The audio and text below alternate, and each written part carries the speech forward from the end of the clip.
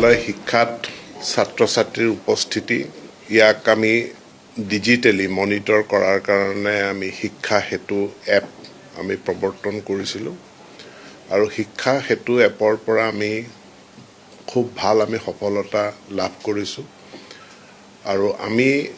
সমগ্ৰ শিক্ষাত এটা বিদ্যা সমীক্ষা কেন্দ্ৰ আমি স্থাপন কৰিছোঁ যি বিদ্যা সমীক্ষা কেন্দ্ৰই বিভিন্ন উৎসৰ পৰা আমি ডাটা সংগ্ৰহ কৰোঁ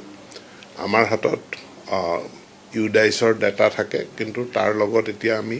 শিক্ষা হেতুৰ ডাটাও তাৰ লগত আমি সমাহিত কৰি আমি বিদ্যালয় শিক্ষাৰ মান উন্নত কৰাৰ ক্ষেত্ৰত আমি বিশেষ ভূমিকা পালন কৰিব পাৰিছোঁ আমি যদি আমাৰ বিদ্যালয় শিক্ষাত মানে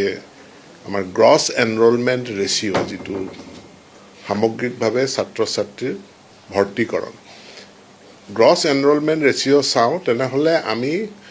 ভাৰতবৰ্ষৰ যিটো ৰাষ্ট্ৰীয় এভাৰেজ আছে ৰাষ্ট্ৰীয় এভাৰেজতকৈ আমি ওপৰত আছোঁ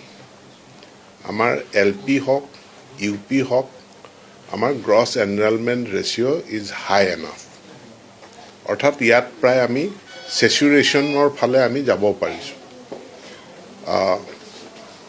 হাইস্কুলতো আমাৰ গ্ৰছ এনৰোলমেণ্ট ৰেচিঅ' ভাল